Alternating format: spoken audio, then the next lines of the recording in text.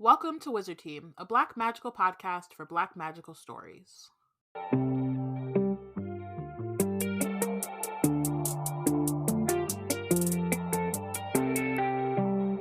Hi everyone, it's Bayana, Robyn, and Porshèa embarking on a journey through the many fantasy stories written by and about Black people. Currently, we're reading Amari and the Night Brothers by B.B. Alston, and today we're discussing Chapter 12. So previously on Wizard Team, Amari tells Agent Magnus straight up, I'm looking for Quentin. And Magnus tries to, be like, that's a dangerous proposition there, young buck. Maybe don't put yourself in harm's way because Quentin wouldn't appreciate that. And then Elsie is like, you do you, boo-boo.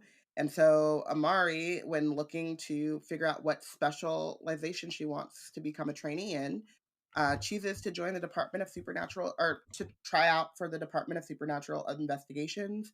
And she does not have a backup plan. And I feel like this is, hilariously for a 12-year-old, a conversation that a lot of kids when they're looking at colleges have with their people all the time, or careers or whatever, which is like, what's your plan B? And then the amount of stubborn kids who are like, plan Bs are for losers. Why would I make a plan B? I'm a star. Yeah, exactly. Y'all got what I was trying to say. And then we asked you, our dear listener, if you were a bureau trainee, which department would you try out for? You can still respond on Twitter using the hashtag Wizard Team.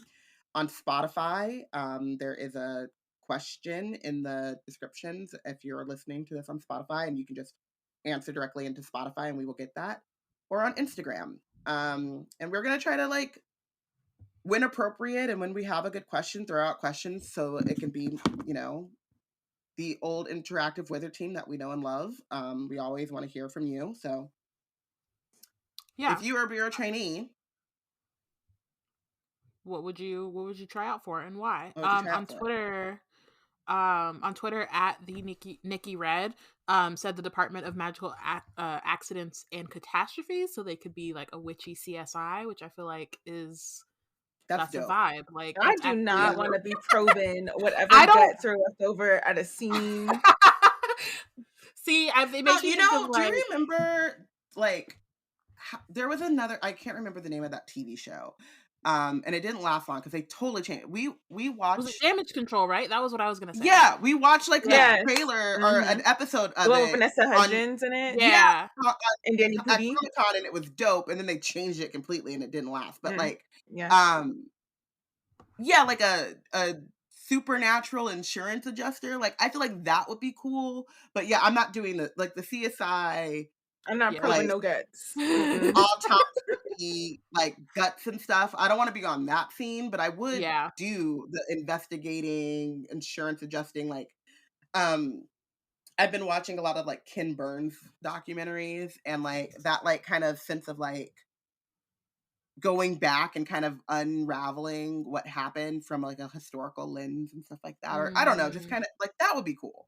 Yeah. I'm sure that there are different specializations within that department. Yeah. I would love to do the investigating without. I would do cold cases. I'm like, I will do cold cases because then the guts is already gone. Yeah. And I can just.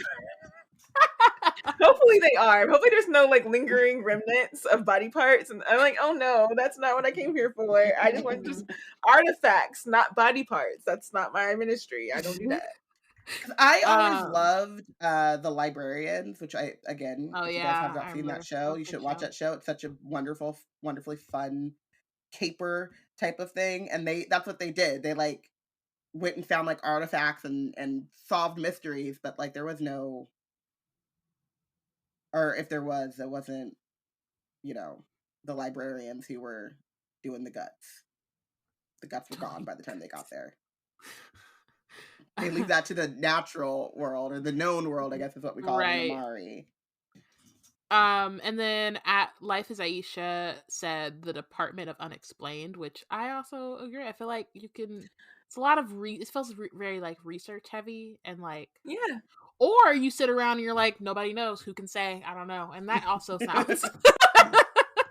relaxing. You know, you could just be Is like, that the same department as the homie with the like With just the coming through with the head. one head? Like that Yep. director is just chilling. If the director is that chill, Mm-mm. I feel like it'll feel be like- a fun time. Yeah. To be I chilling. need someone went out in the rain.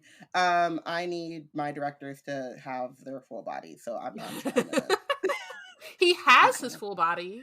It's I just need them not, to he want doesn't to always be stay on attached. there. I want my director to be attached to What their if full body at all what times. if his body is in the gym? He's like, I gotta get this gym time in. Gotta get these gains.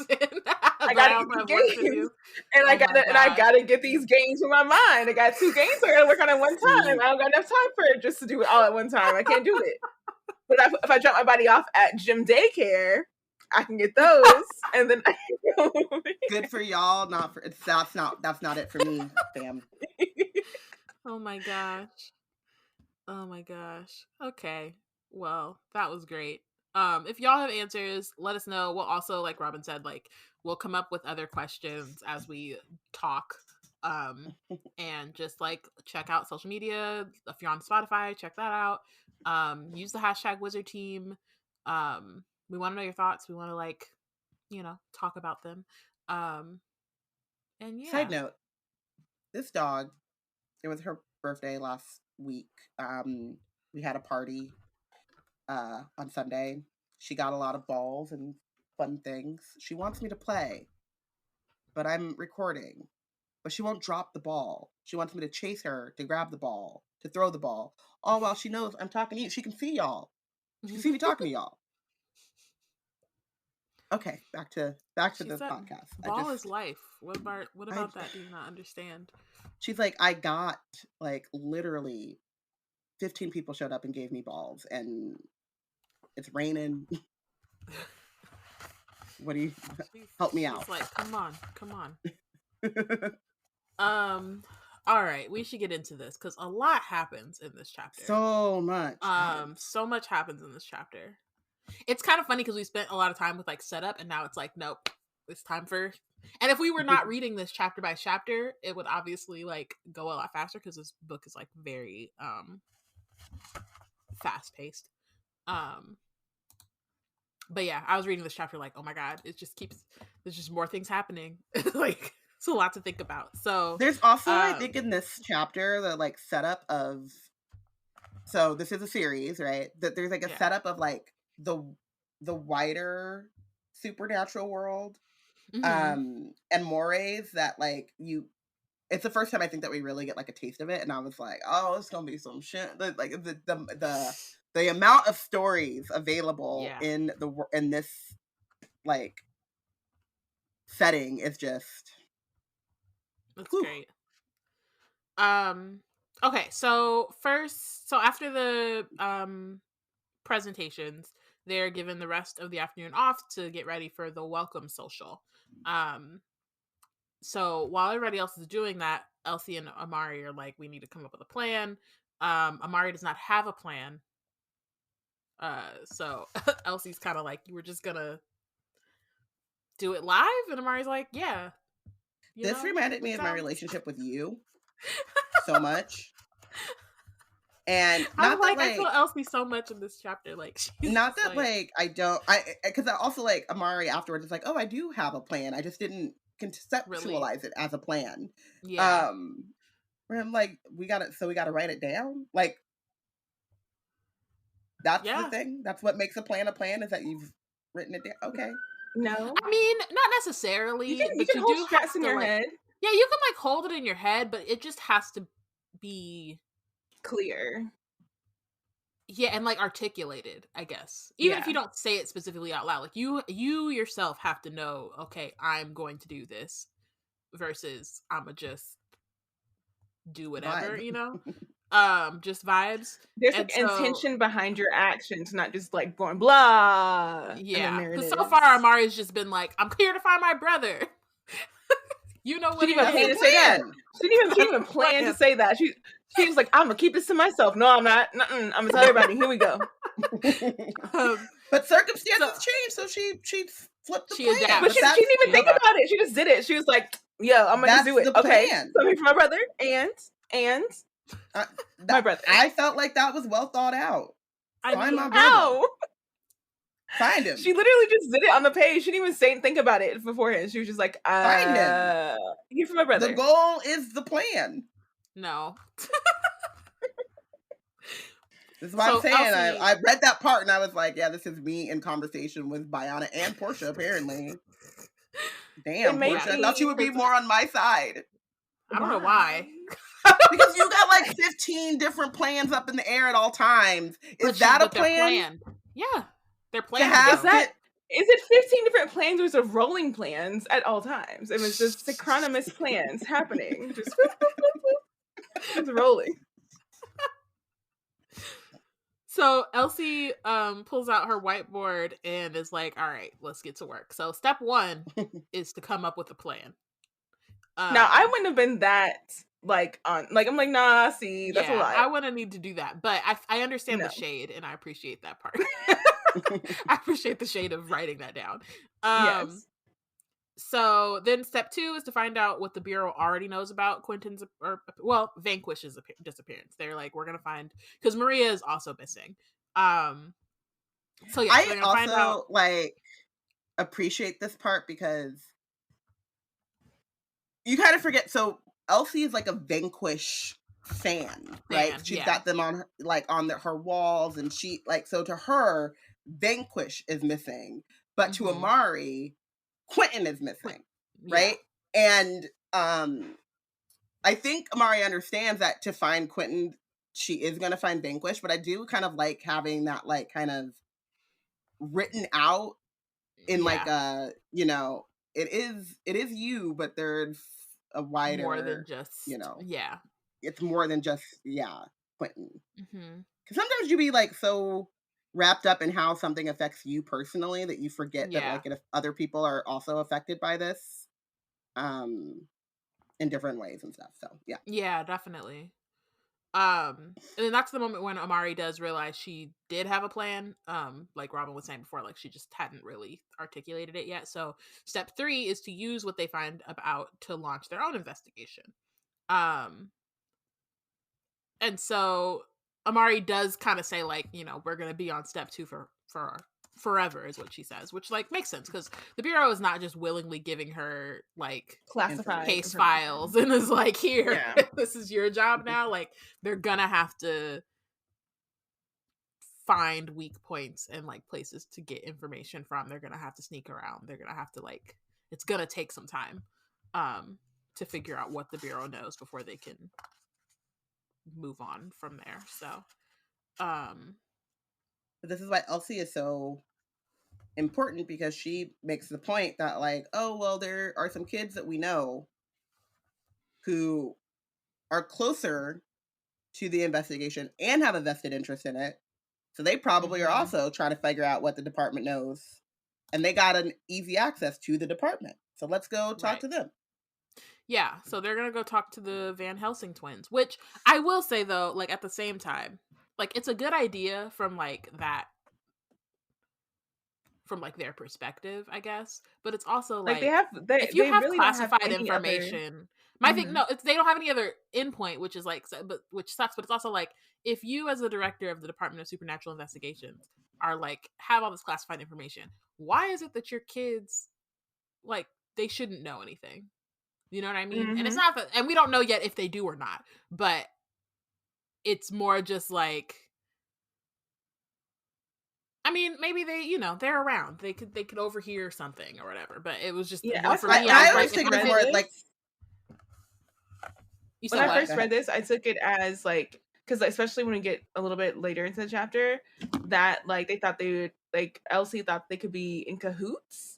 They might be in the same way that Amari's questing for Quentin, they'd be questing for their sister, and so that they would be more willing to snoop around because they have easier access to all the stuff or whatever if they were to build an alliance. And I took it as not that he's telling them the classified stuff, but has as his role as father been able to say I can't tell you everything, any details, but I can reassure you that your sister's alive, which is more than Amari knows, right? Or that we have good information and we are when people tell you like the vagaries of like Slight updates. you have a lawyer for a mother, they'd be like, Yeah. I'm not telling you nothing with no details and I'm not putting no labels on it. But But suffice to say, we have evidence that points to the fact that this thing may not be as dire as you think it is. right. Hopefully that will help you sleep at night. And you're like, no, it really Right. doesn't, but thank you. It doesn't, but for sure. Yeah. I still got Yeah. questions. So that's how I But took it. Not that I also no, and I didn't take it as like confirmation that he was giving them information. I was more like the fact that that's all they have to go off of is that like he might like either have given them information or they might have like overheard something is like, I guess just, there's just not a lot to go off of, unfortunately. Like if they really have like, yeah, they're battling uphill, I guess is like the way to say it. So the only way they're going to be able to talk to the Van Helsing twins is going to the welcome social, which Amari doesn't really want to go to. But it's the only way they're going to be able to like, they can't just run into them because the Van Helsing twins live with their parents in the department. Wait, I just want to note that there's something that happened here that I was like, this is straight up Robyn vibes, and sorry, not sorry. But like their wardrobe magically gives them clothing, which I was like, I'm glad that they weren't playing about them not having to bring any clothing themselves. They can just look in their closet and have whatever they need at any given time, which is great. And I'm like, but also like, how do they just discern preferences? But then Amari's whole mood here is like, how little she feels like going to the social, she would rather just roll up with some pajamas. And I was like, that's Robyn vibes. Nah, for real. I was getting ready to have my feelings like hurt, but nah, you're right. I don't want to go, but if I'm going to go, I'm going to be comfortable. Exactly. Yeah. And physically show you that I don't really want to be here. And I don't really want to be here. Moment. Yeah. And like, I super like feel this, like Amari is just very much like, do we have to? Like, can't we find some other way to talk to these people? And Elsie's like, nah, it's the only real like, or this is like the first real opportunity we're going to get. And yeah, but let's get into these clothes because they're really cool.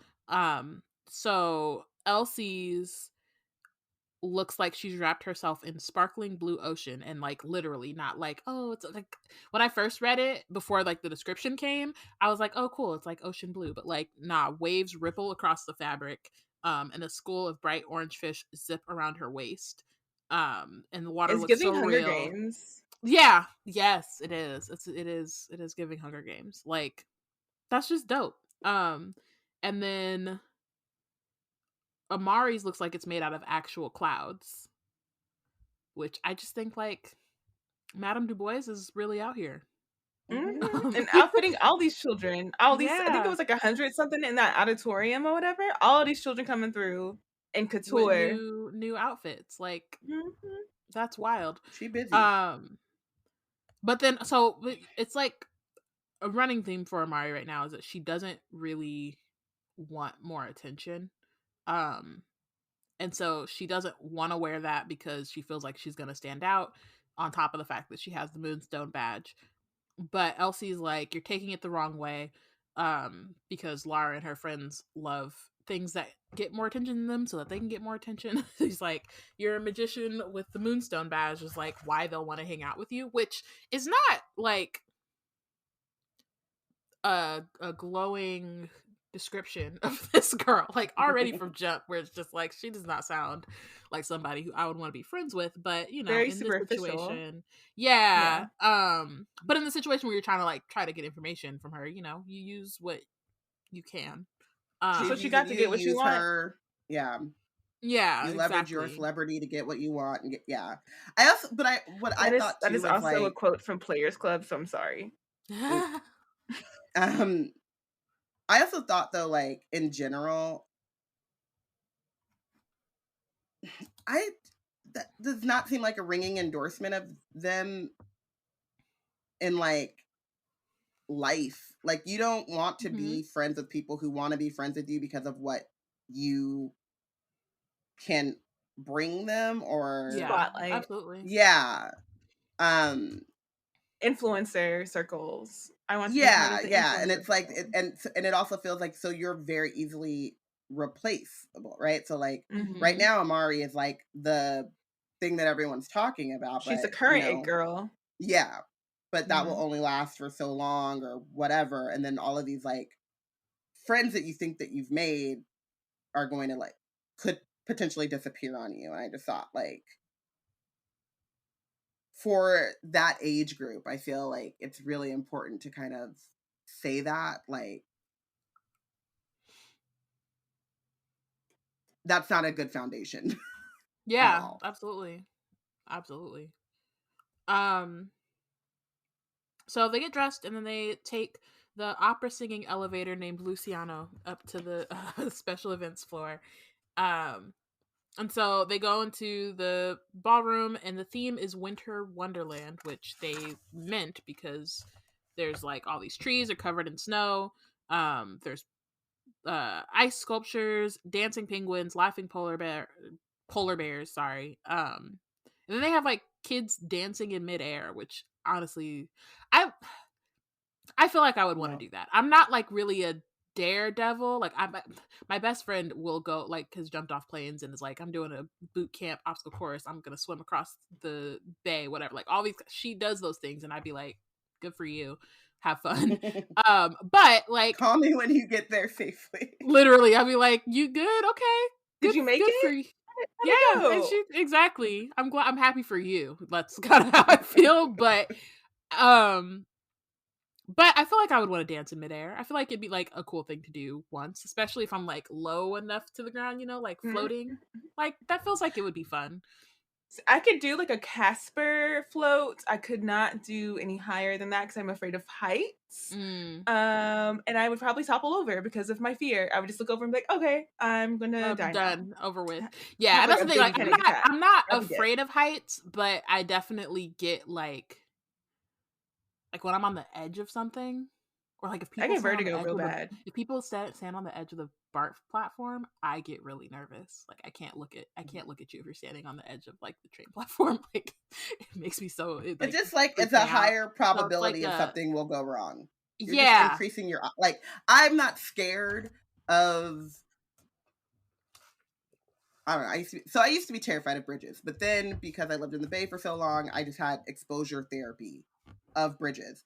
But like I still, even though I'm no longer like super terrified, when I cross a bridge, I think like let me roll this window down because my whole thing was like if you get pushed off a bridge onto water. It's like a Final Fantasy thing. Like you want to No, just hear like if a if the bridge thing collapses. pops. A bridge collapsed in like Minneapolis and it just like they're man-made structures. The tunnel and BART. Mm-hmm. I have taken BART into San Francisco countless times. Whenever I stop and think about the fact that I am in a tube underwater, and if Yeah. anything goes wrong, like I am screwed.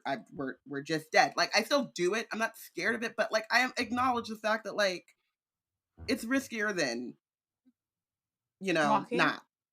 Yeah. No, because walking is also a thing with freaking No, cars. Like you everything can has also sit in risk, anyone. right? Like Everything Yeah. is people, awful. everything Yeah. is a risk. You just like you're like Staying I'm not home is also a a risk, right? Like everything has its like, but you're just like you're acutely aware that like it could happen. Mm-hmm. You're not terrified that it will definitely like before with bridges, I was like, I am definitely going to die. This thing is going to collapse. Like the Golden Gate Bridge, how old is that thing? When is the last time they've actually updated it? The Bay Bridge, when they were like rebuilding it, but still we were going across it, but it was getting built That was again. wild. And I was That like, was can we really out of just take pocket. a break? Capitalism is not this important. Y'all Let just them might get a finish. ferry and ferry us across until y'all finish. Yeah, Like, like fix They the have ferries, bridge. though. They The do bridge have was ferries, but fixed. those They still just they those built. We were going on the old bridge as they were building the new bridge, and then at some point it flipped, and they were taking down the old bridge as we were going on the new bridge, and it just looked wild, crazy. Yeah. And like ferries, y'all seen Spider-Man, like, shit happens on ferries. okay, but like, so the Spider-Man's, to give him a little bit of support there, like someone did chop the heifer in half. Like that didn't just happen naturally. It was literally intervention by someone. There have been ferry accidents in life. You can't say that there's never been Sure. a fairy accident. All I'm saying is, and we should move on after this, is that like you're not. It's not a like I'm scared of heights and I have an irrational fear of heights. You Yeah, will it's still just like do a the height, but you're yeah. just I get on aware. airplanes all the time. I just Yeah, cannot think Yeah. about it. yeah, Mhm. exactly. Yeah. You're aware of the risk. So yeah, and like dancing in midair, it's a little bit more obvious, like that you're in Yeah. midair. And that's So I why I could would be like, see it being like like no, flying on a transparent plane, I would never. yeah, Would right, never. right. But as far as like whimsy goes, it's pretty cool. Mhm. And something is I also airbending so love, that they can do that. So I love that It for kind of them. sounds like airbending too, like with Aang and his Yeah, little airball. yeah, yeah, and that's the thing exactly what I it love sounds the like. most about this book is the like explanation of the magic as well, or like this is basically like a technology Mm-hmm. um that we don't have access to, so it's still magic, but like they understand how it works. I feel much more Yeah, we open to don't get doing things all when I of the understand how it works. how it works. Yeah, and I think Yeah. like one thing about this world, I was thinking about it when I was reading, especially the next chapter, is like we don't really get full explanations of how the world works, but you can tell that it does. Like you can tell that like BB Alston does, and that like it's a lot of different things, and it is definitely like we have Atlantis, and we have like um this like snow room, we have these talking elevators, we have it's like a lot of disparate things. Those, what were they, like Yetis who were arguing over Hemingway or whatever, and like Hemingway. Mhm. so we have all of these like very different things, and like in another world, like written world, fictional world, like they would be kept separate, and I love that it's like kind of all thrown in there in a way that makes sense, because you have the bureau and you have like this kind of structure around it. um so then like the rules of the world are inherently there, even if you don't specifically know all of them, I guess. Yeah. It's like yeah, it's an interesting approach, I feel like. Yeah, and like he doesn't explain how it's snowing in the room. I thought like the Right. thing that stood out to me is not the dancing in air, but is like, is it cold? Did they get it to That's what I was snow It thinking. without did It the when must it not was cold? be. cold. It must not be that cold because if no one's talking Right. about shivering or like wearing furs or Or anything. they're serving hot chocolates, or you know what I mean? Right. Like it gives you the illusion of this is okay. A court of thorns and roses. There is like their courts, they have like the spring court, and it's always spring there. And then they have like a winter court, and it's always winter there. But they have like things where um you can feel the winter wind, but it doesn't like chill you to the bone.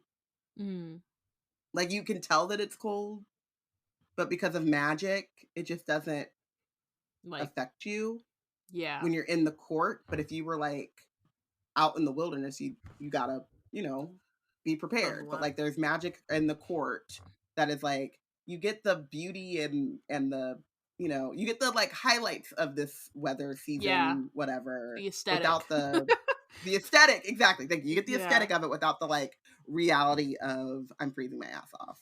right. That's one Which thing that I honestly I really. like, because as somebody who had to who experienced two winters, after like the first day I went out In in the Chicago, snow of all places. in Chicago, like I had my first day in the snow, I was like going to some event, and so I was in an Uber because I was just like, it's snowing, I'm not, and I didn't quite have all my stuff yet. Like I was still, it was like early winter, so I didn't quite have everything. I was like on the way. So I was like, I'm getting a car. We're just not doing this. But as I was driving by, I was like, no, this is really pretty. And I could understand why people like this as like a thing, because it's very pretty. And then that was probably the last time I took a moment to stop and look at like the Yeah, prettiness because of when you're winter. living After in that, it, I it's was like, it's over with. I don't care. It's gross. All these yeah, it footprints is doesn't matter brown how pretty now. it Like, is when I'm your ass is cold. freezing. Yeah, As You I'm a like, tell I'm southerner, done. them. It's over with. But as it a took, southerner who like went to college in Pennsylvania, and I think my first year there, I was talking to one of my friends and I was telling them about how like I've written a poem about snow and just like how pretty it was, because like we only got like 2 inches of snow in like 1 month in Tennessee, and that would be the only time it would snow all year. Um, And so it was just pretty. You just look outside and it's aesthetic and Mhm. it's like cute or whatever. Yes, it would be cold, but it wouldn't be what it would be here in the Yeah. north of The Exactly. snow. Like I aesthetics. want to give it due Yeah. respect. Like it really Yeah. does look great. And it's fun to swing around in, like roll around outside. If it's not like a blizzard, it's like, wee, Yeah. snow. Like, it's But so yeah, cute. yeah. Yeah, my younger siblings be like, "I wanna go to the snow," and I'm like, as a kid, I That's remember what you wanting to think. do that, and then now I'd be like, "Why?" I just did not wanna go. I was, like, not interested in it. I was like, "It's too soon. I know it's been, like, 4 years, but I'm not ready yet." I'm not That's too soon.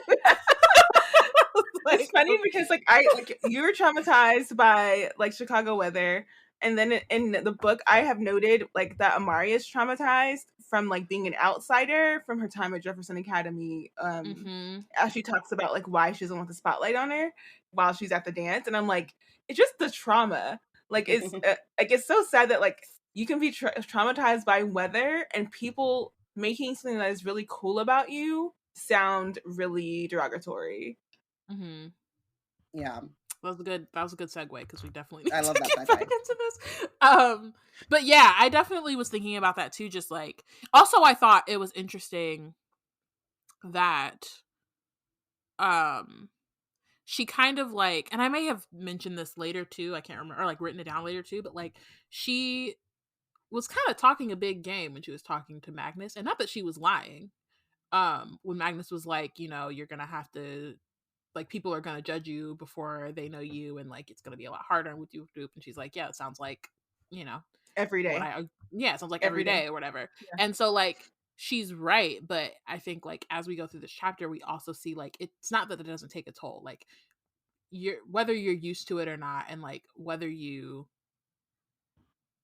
But I also know think that how to the handle it, it's also like it's still like like for her, being an outsider is not something that she wants. It's like, yeah, I can deal with it because I've had to in the past, but not like I'm fine with it. she's not asking for it, yeah. Yeah. But I also think that it's something too about like why she doesn't want to go to like this optional thing, right? So she's like, Mhm. I can deal with it, but in dealing with it, I'm sure we've all had these things. Like, I was I'd rather talking not. about this. It's like Yeah.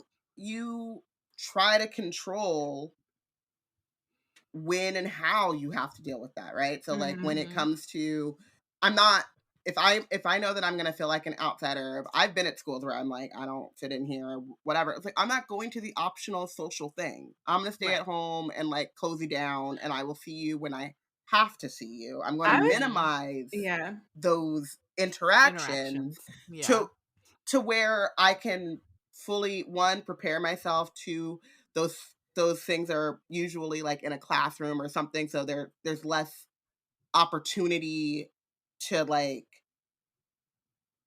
just have y'all be saying wild shit because we got to listen to this like lecture or we're going to do this activity, you know what I mean, like there's just Mhm. more control over what's happening.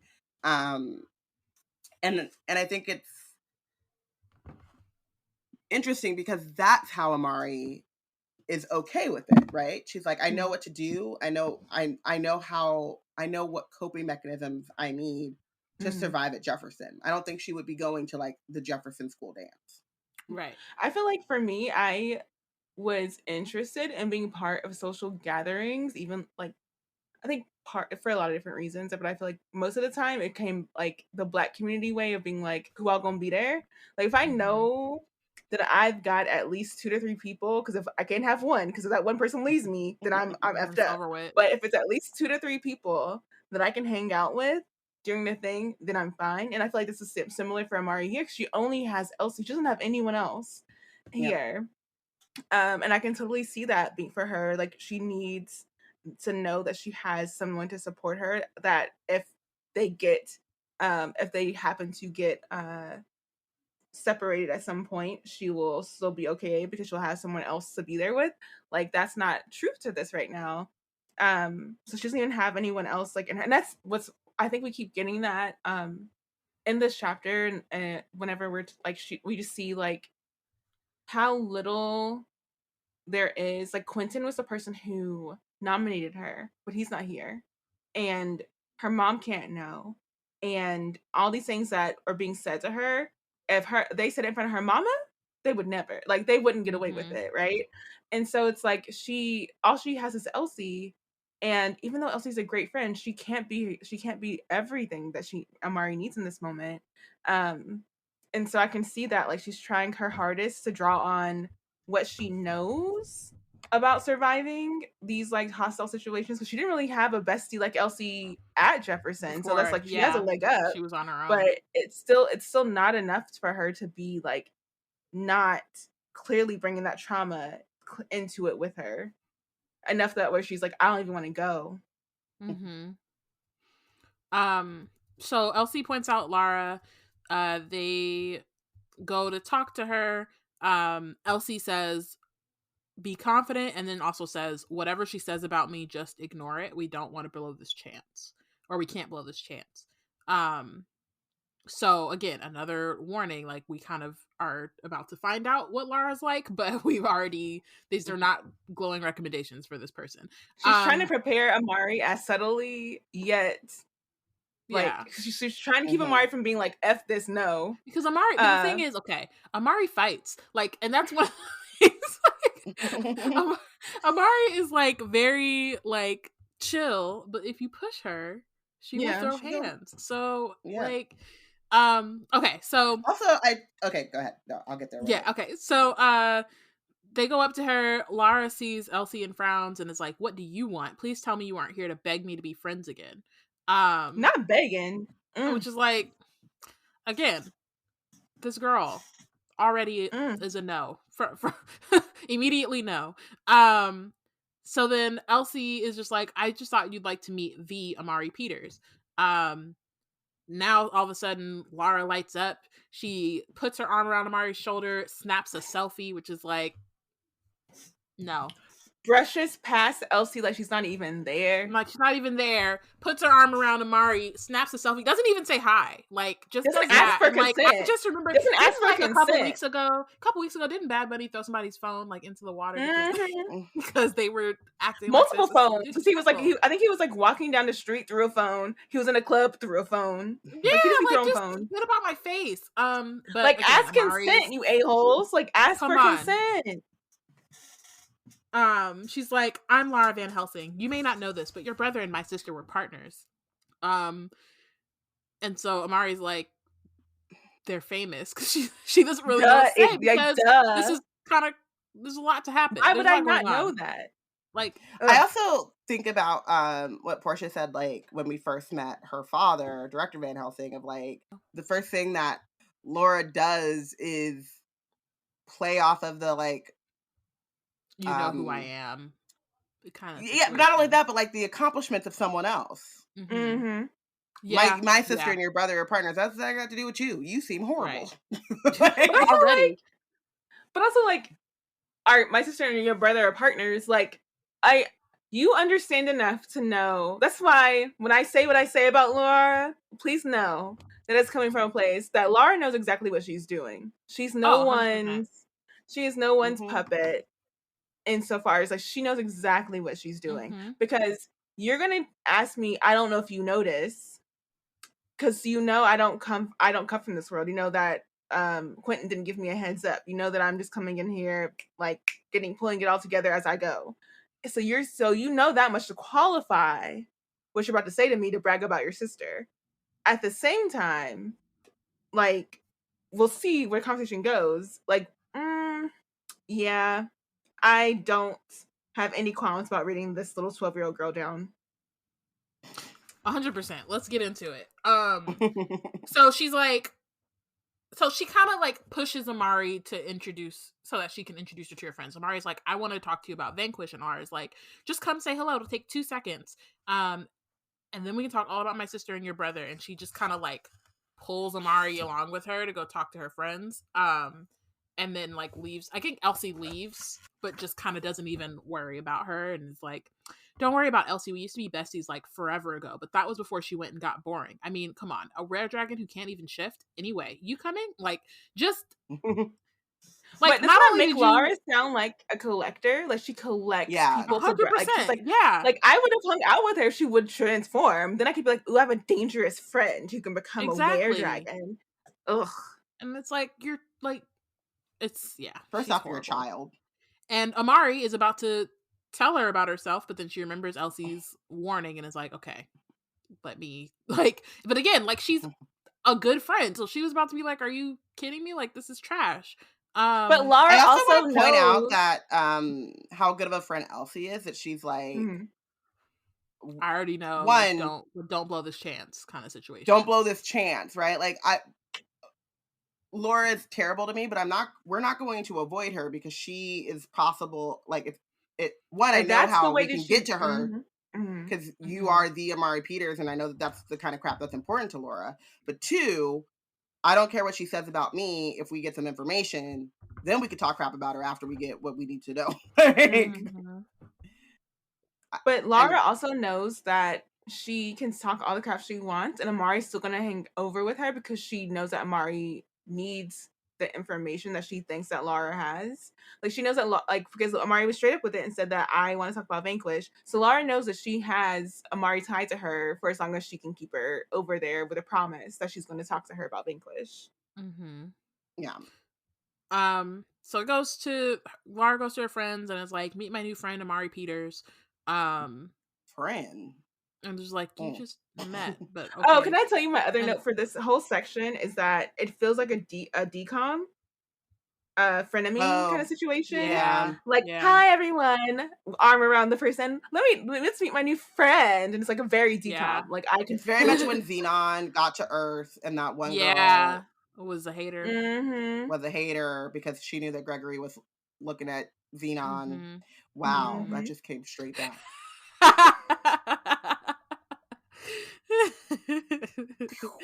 um In my okay. DNA, y'all. Yes, because zoom, zoom, Zoom zoom zoom. zoom, you know? You know? So one of the boys Marjorie. gives, yes, that's her Yes, name. Yep. Mhm. Mm-mm. some about the Marjories. She's giving Definitely giving Marjorie. Marjorie. She's definitely giving Marjorie. Okay, so one of the boys gives Amari her, or offers his seat to her. Dylan Van Helsing catches her eye and says don't, because he already knows what's about to go He down, knows but what's it's too up. late. It's too late. So Laura basically shoves her into the seat, and then all these people start asking her a bunch of questions like, But also, Fuckery. did Dylan you mouthing "don't" is a very decom moment as well. yeah. Mm-hmm. He's the It's like Gregory. He's like at Gregory. the table, like, Yeah, He's he's giving like, you don't Gregory. want to do this. You don't want to do this. So they're like, oh, they really let you stay after cracking the crystal ball. And they know you're a magician. We find out that her touching the crystal is trending, and Amari's like, top trend, top trend. She's top 2 and she's not number 2. Okay. And she's like, I am on YouTube. And so this is an aside before we get more into like the horribleness of the homies This is and like cool. of Laura's friends. So they don't use the internet, they use the other net, which is a Love it. protected part of the internet that they use in the supernatural world, which I think is super dope. And we'll get more about it as the story goes on too, but like that is like a little tidbit that's dope, even though Kirsten definitely says it like all the information they're giving them is very like patronized, or giving her is like in a patronizing tone, it feels like. Yes. So Like she said, internet versus othernet, like Leviosa versus Leviosa. right, like the other net. Anyway, so then everybody's like, oh, it was a killer entrance, no way it'll ever be topped. And then Amari's kind of like, I wish it would have been boring. I'd even take a different badge if I could. And no one else smiles at her, nobody else like identifies in that way, because again, they want their What she YouTube got. fame. They want the they want the notoriety. They want the like flashiness of being with this person. If she had a boring entrance, she wouldn't be here. I'll just say that this is where I feel like the conversation turns to clearly show the motives behind why she's at the table with these people. Absolutely. And I think also like they kind of, after she says that, Mm-hmm. Like, I think if she had come with it with like, oh yeah, I'm the best, like this will be great, whatever, they would understand that and react to that I don't in a think they would different let way. her have Not that that they either. would, not that they would let her have it, but just like, and not that They they might wouldn't. placate her They for a might, little bit longer. right, either placate her for a little bit longer, or it would go more into frenemy stage. Whereas like at this point, like, or here it like starts to get nice nasty, and then it gets nasty. You know what I mean? And like, Mm-hmm. I think that if she had responded in the way that Owned. they are used Mm-hmm. to, in the way that they, I think that it would have, I think it would have taken longer for them to get straight up nasty. I feel like if she had owned, like, yeah, I'm that girl. I'm the girl with a moonstone. I'm that girl who's a musician. Like, y'all ain't seen one of us in centuries. Yeah, I'm her. Like, they'd be like, I don't know how to, like, I don't think she gets it. And like, she could just been acting oblivious. Like, yep, nope, I don't get it. Sure don't. I don't know why y'all flipping out about it. I just think it's cool powers. Look at this, flames. Yeah. Ooh, cute. Breaking crystal balls. Yeah, it's still there. It's still fine. Yeah. I'm that I girl. just think that, Can you do yeah, I that? definitely No. think if she was able to like, if she had grown up, or like if she had the pedigree that they wanted her to have, or, yeah, or They can't deem stand her. acceptable. They can't stand I her wouldn't have been able to stand her period, but I'm already. saying if she had been able to, if I think that if she had responded differently, not that they would have been nicer, it Yeah, just would have taken longer for the like, for them to for be them. meaner. That's what I think it also is too. Is that Amari at this stage has not learned how to properly gird her loins Mm-hmm. for the sharks Mm-hmm. because She she sees them gave them coming. she gave them inroads of her vulnerability about being insecure Mm-hmm. about the moonstone and stuff. If Right. she had not seemed insecure about that, then they wouldn't be able to like probe at her for like what insecurities lie around her not wanting to be in the spotlight and her right. Right. So it's really interesting. Like I feel like as a that's one of the sad things about growing up, is that you lose the parts of yourself that you're willing to show the world because the world shows you that you need to close that off so that they don't Mm-hmm. use it against you. Mm-hmm. Yeah. Wow. Yeah. It's got depressing. Got real. Sorry. Real depressing. You want to go to something that's like that is not depressing? I don't know if we're gonna get there yet. And we're not gonna get there anytime soon, but yeah. More. So another boy is like, Amari, settle an argument for us. One last vacation before you die, London or Rome. And like, so first of all, before we even get to like, isn't that's boring? London Yeah, or Rome? I Of all the I places in the wish world you could go, are you for real? I wish Like, yeah. she would have came through. Atlantis is open to them. Like, come but on, also, like, are you for they real? know that she's invincible. They Lateran know, Isles? yeah. But they Like, my I'm thing like, is they, she I could know have what built they're it. doing. Yeah, I know what they're doing, but again, it's like you were saying, she doesn't yet know how to respond. Like, I think that she sees the sharks in the water. She doesn't know how to like how to respond to how to them. really respond to them in a way that like, because That if keeps them off she, her back. and I think that if she was a little bit older, she might like if she had more experience, like she's had experience with folks like this at her old school, but her response, and like it's the same here, is like she is ready to fight. Whereas like in like as you get older, sometimes she just doesn't know how to throw shade really yet, and that's the part. But I Because feel And if she's like somebody still had too asked honest. me, She doesn't she's too she's too honest, and she open. She doesn't know how to, yeah, and she doesn't know how to like give it back. Because if somebody asked me if I would rather go to London or Rome as a last vacation, whether I could afford it or not, I'd be like, I would that's all start you got? doing Like, an Eartha Kitt. I would do an Eartha Kitt chuckle. I'd be like, stupid. Why do I want to have these white supremacists? What? I'm like, These but also white it's just on like, whites? What? but What? even in like in European countries, there are less cliche places to go. You know what I Yes. mean? Like it's Yeah. just Like, actually, I would like to go to the Enchanted Garden of Lady Whittlesby outside of Yorkshire. like What come about on. that? Come Exactly. on. So it's like, it's just like, as a question goes, again, I mean, granted, they're 12, so like, I'm not expecting dude to Like, have like that's something. how he's trying to throw shade. I'd be like, look, let me tell you about how none of those are interesting to me. I don't Right. care. Like, F that. Crumbling buildings and crumbling people, really? That's what I'm interested in? No, not today.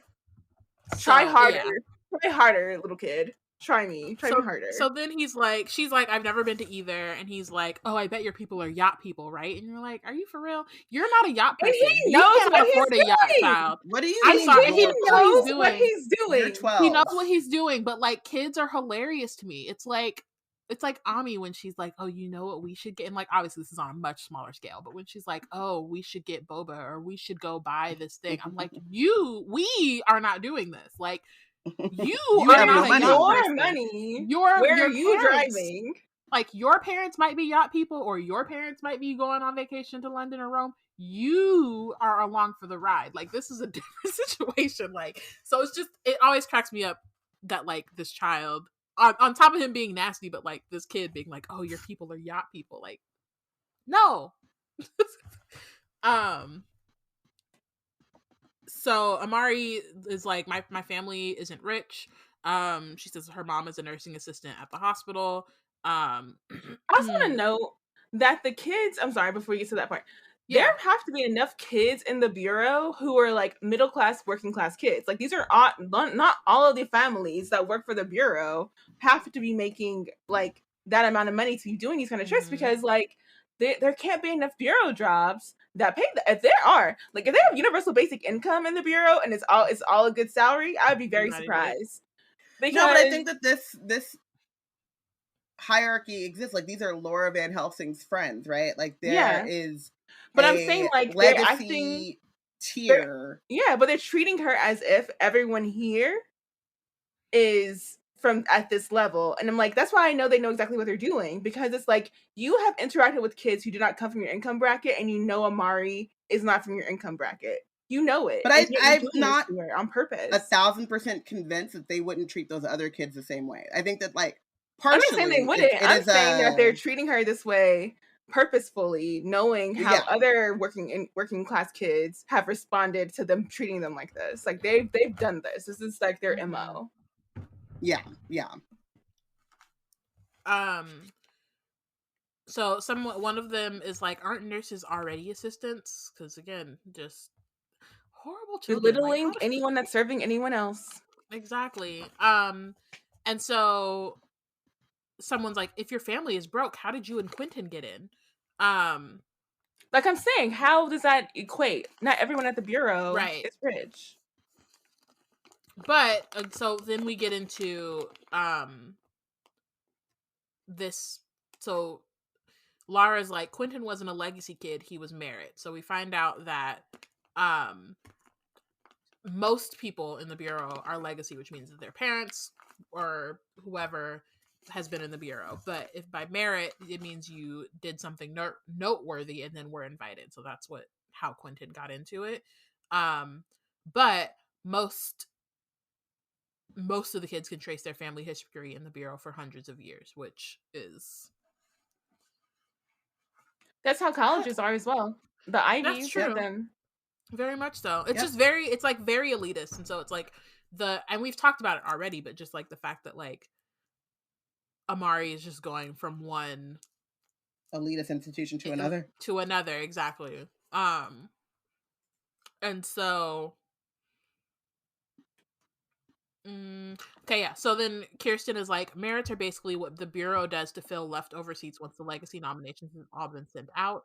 And then Laura is like, I don't mind as long as they know their place. So then here's where let me say again, I just have all these comebacks to these little kids because the merits are quote unquote leftovers, yet none of you legacies are moonstones. Well, so how far is that legacy gone for you? None of y'all are over here magicians. So how unique has that made you? Oh, none? Very little? You have nothing. Okay. All right. So you're just the next person coming out of your mediocre family trying to keep a name for yourself by not effing up how mediocre you are. Fine. Right. Cool. You're like, my ancestor from 500 years ago killed a night brother. Did something. And I'm just swinging off of that. Eating out on that for my entire life. The last noteworthy thing I did was not embarrass myself too much when I fell on my face in front of the building the other day. That was the most Mhm. noteworthy thing I've done in a long time. That's what they've got for themselves. Not any Mhm. actual accomplishment. Not even like showing it because like so far Amari has just shown aptitude and they haven't even done that. Right. Laura's mad because she got her little gold badge or whatever, but And she got she outshone by couldn't. She Moonstone. did. Hate that for her. Not really. So I mean, not really. So Kirsten's like, it means they shouldn't set their sights too high. They should just take an unimportant specialty and be grateful. And then Laura's like, they won't. That's They'll all try out for junior agent anyway. And it's like, it's one of those things. I mean, there's a lot of different things to be said about this. One in particular though is one of like the idea that if somebody gets something, like you also Can't. can't have it. yes. And like, Scarcity mindset. not that not that everybody can become a junior agent, obviously, but like if people If want you're trials to meant be to be junior a junior agent, agent, or if you're good enough, you can And in do their that. minds, Like, legacy means that those seats are all taken by the legacy students. And so it's like the right. stupid They think of it as like discourse about affirmative action. immigrants or whatever. They'll be like, oh, Yeah, immigrants are or coming and taking jobs. And it's like that job wasn't guaranteed to go to anyone. Actually, exactly. it's supposed to, Or the if it was idea based on of merit, it's supposed to go to the best person, honestly. exactly. So if an immigrant outrules you for that job, then guess what that is? They were better than you. Mhm. Shocker. Gasp. and also probably had to go through more hoops than you did, and have a Sure different did. and had a higher threshold to cross than you did. So, Yep. not only were you not good enough, but you were like very not good enough, because Right. we made And it then harder for Amari even that brings person. up, like, what about Quentin? He's one of the best agents that's ever been. And then Lara's like, even a broken clock is right twice a day. My father tells us about it every year. So then again, like, part of it is like she brings up her dad. And so this is like one of those things that we've She's talked about too. Like, she's parroting what her father has talked about at home. Like, Can it's not like very she Emily just came Grant, up and for it. they've And it's not to excuse her, because mm-mm. plot Mm-hmm. twist or not, or a spoiler alert, she's benched for this chapter for me. But you can tell that this is not a isolated thing. Like, this is stuff that she's like been taught either by seeing it, overhearing it, or like deliberately told. You know what I mean? Um, So to bring a real world like support to this or scaffolding to this, mhm. one of the things, so I went to elementary and like early middle school in one small town in Tennessee, and then moved to another bigger small town in Tennessee for like the end of middle into high school. So I didn't grow up with a lot of people I went to high school with knowing like going through all the like travails that like they knew about each other or whatever. So when I came in one year, I like became friendly with the girl who would one day become valedictorian, and so she had her own level of feeling like an outcast because she was like a nerd. um and she was telling me about how when she had hung out at different tables throughout her, I think it was like elementary school or something, one of the elementary school teachers had a daughter who's same age as us, and they were having a discussion about one of the friends at the table dating. They were all white girls, dating and being interested in like a black boy. And this girl, who's a daughter of a teacher that everyone had knew or had as in the class of whatever at one point, um, she said, "Well, just like my daddy says, uh, blackbirds are supposed to be, on their own, and okay, they can't be doves. We're all supposed to hang out in our own flocks." And that's how she talked about like that was basically like being racist, but using this like ideology of like doves versus crows or whatever, right? Mm. Um, and so the friend telling me that was like she was just like giving me insight into this girl, and but she was very clear that like she's like my daddy said, and here we Mhm. are with little Miss Laura being like, well, like my daddy says And like, a broken clock can be right twice in a day, and I'm like, yeah, that's a general idiom, but it's honestly just like a way for them to explain why things should remain the way they are. and that there can be exceptions, but that can't be. But those are because exceptions are exceptional, and not because the exceptions were able to get through the bounds of the system that has kept exceptions as exceptions.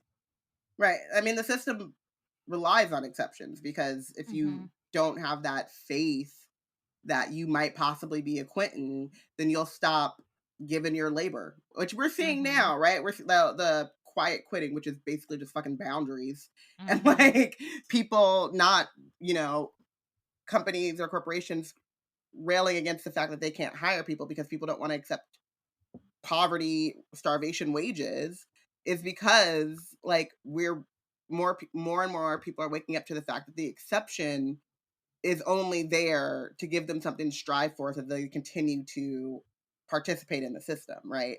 And the exception is there because the system needs your participation to work.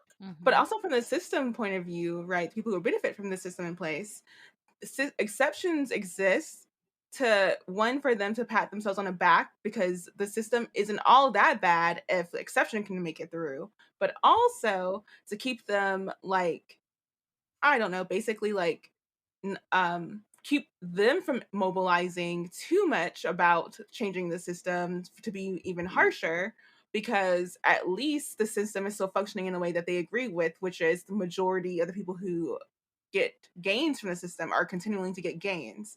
Once that starts to change or look like it's going to change, then that's when they start to mobilize to make things even harsher. And that's why I feel like that's what they're pushing back at Amari, because it's like we already we let our quota Quentin come through, right? And that was a surprise to us. We were not prepared, but we will be gosh darned if you, who not even is like coming from the same background as Quentin, because that's an issue here, class, but also the fact that you have you're a magician, and we have outlawed your kind, like literally your kind. It's just so Laura says that merit kids who go out for fancy specialties only fail and get sent home without a scholarship. And let's be real, they're the ones who really need the scholarships. But Amari's like, you can only try your best. Why shouldn't they choose something that interests them? And then Laura's like, just very dismissive. Did you read that off the poster? And then is like, wait, don't tell me you signed up for junior agent. I mean, technically you're a legacy kid, but barely. She's like, do you really think lightning is going to strike twice? I mean, one ghetto kid stumbling into fame is rare enough, don't you think? And like, she knows what she's saying. Where it's time to be punched in the face sometimes. Right. You Fight. just need sometimes. That's something that I see on TikTok and Twitter too, is like people like older Black people who, because like I will say, I will give this to Gen X. I don't know about the boomers, but I know Gen X, like I know boomers do this a different way. Gen X will punch you in your face. Like they wasn't playing like that. They will tussle in the street. Like if you said something crazy, they would smack you. Like that's like how they how they function. Disrespect didn't go unwritten. And they've been like, in current days, people like will record you for saying something that is like mad bigoted, mad disrespectful. Utmost of, if I could punch you in the face right now, I should punch you in the face, and they don't get punched in the face. And I think part of it is like, because the camera is out, you can get like, people are real quick to like lawyer up and be like, it's an assault charge, and that's like a part of the reason why people are afraid to punch people in the face nowadays. But I feel like sometimes too, we've just been like kind of like regulated to thinking that the answer is cameras, when really, honestly, yes, the answer is a punch in the face. Sometimes. Well, I mean, the thing is that the punch in the face should happen, or the punch in the face equivalent should happen before you even have cameras. When you're like Amari's age, they have phones, I guess, at 12, but like 8, 9, 10, when you are testing these ideologies out, right? You should and know, there should be pushback. Right, like, but sometimes you don't want to be that kind of person, though. Sometimes you're trying to fight against being that person. Like, I don't want to be that person, so I'm not going to be the one who always reacts with a swing, Exactly. Well, exactly. But and that's, the problem too. Is like, you know, There's like a lack of nuance too. We talked about like in the very first episode about like yeah, like verbal Emily versus Grant physical violence. got called and got a talking to, um, and it didn't work. So then Amari shoved her. Like, I think that that's one of those things where it's like, part of it is that like some of these people, when they, some of them are getting radicalized and their ideologies are coming up later when you I ideally know like conflict resolution skills, or more likely you can remove yourself from the situation. Like, I'm not in the position to punch folks in the face very often because I'm not surrounding myself with those people, right? Like, someone asked me like, do you still experience racism? And I'm like, I mean, I live in a racist society, so yes, but I also am no longer, I'm not in school Directly anymore. confronted. Yeah, like Yeah. I'm not in positions that I cannot escape. And so if I ever get an inkling that that is on the table, I'm out. And you what, you gonna stop me like that? Then you gonna get punched in the face. But like, so there's partially that we've kind of self-segregated enough along ideological lines and stuff, so people are not, they're saying whatever, and they're not But they in say the it within position. passing. I feel like a lot of things that we see recorded are the things that are happening in passing, like when those two converge. Like we go to a grocery store, there you are. Like that's where it's happening. Where the friction points are happening is whenever those, like, even though we're like polarizing ourselves, it's still like those friction points where something pops off or has the opportunity to pop off. And I think like what's really funny too is like we were all taught, or I was taught in school, and like, Martin Luther King Day just passed, listening to this, of like, nonviolence is the way to be and whatever. And then you start to like, when you really start to like look at history and stuff, you're like, actually, it's not really true. I violence mean, gets I was things taught like done. by my parents. I've never gotten into a fight, but that's because like That's not who for you are what? as a person. It's not. Yeah, but not because I don't think sometimes people need to like Get popped. get beat, but it just never has been a situation for me. But I was also taught to like don't hit anybody until they hit you. Like, don't start a fight. Yeah. Don't start. Yeah. But I don't know if that So should. yeah, I don't know like, if that. Like, I feel like we should put more weight on the fact that words are assault, and I mean, sometimes one that is time my the sister initial got into a assault. fight, and then when she told me what happened, like I think she, not to put her on blast, like she was like a kid, but she like bit somebody, and I remember when I found out what happened, I was like, well, and like same with my brother, like some kid, Yep. when he was in high school, some kid kept saying the N-word, and he told him, he was like, don't say that. And then the kid wouldn't stop, so he popped him in the mouth, and so he got in trouble at school. But then when he came to us, we were like, I mean, it Do be what that you way. I don't know do. what to tell you. Like, You did what needed to be done. Just, yeah. and we're getting further away from like Amari, but like, yeah, I think that that's kind of like where Amari sits as well, is like, I'm not trying to be out here starting fights, but I'm not gonna let you talk to me crazy. Her mama did say that was one of the last things her mama told her before she got wrapped up into all this, was like, we can't be going out like this. Like, we got to find a better way. Yeah, and you don't have, and this is the other part where I feel very relatable to Amari. I mean, I wasn't a fighter either because I'm not that kind of person. I think I got in one fight when I was a kid, and that was because this girl was testing me. And sometimes you spend too much time with people you shouldn't spend any time with. Like, we didn't need to be in school and on the same basketball team. It was too much for the universe to handle. But there are times when, even when it is right, you are not in the position. And I think that's where Mama Peters was getting at Jefferson, and like where Amari is kind of right here, is that even though she is in the right, and the best solution for Emily Grant is to be popped in the mouth.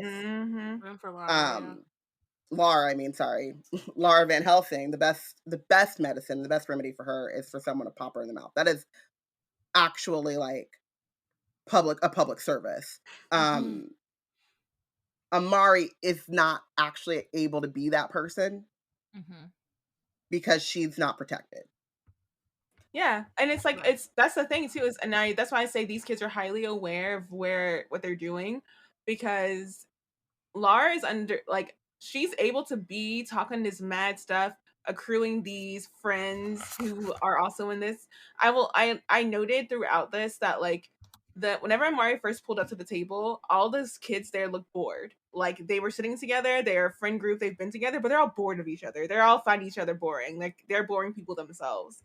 And Amari has the nerve to come through and be different. And not only because of her race and her different background or whatever, but like literally because like she stands out because she has inherent traits that they all wish that they could so choose to have the level of like just like coming in and having the ability to do stuff.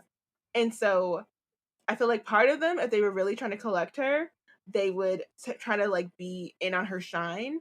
But for the most part, they are very resentful of the fact that she doesn't have all the things that they were told made them special, and yet she still stands out despite how special she's more special to than them when they're supposed to be the special ones, and that's what she's bucking against right here.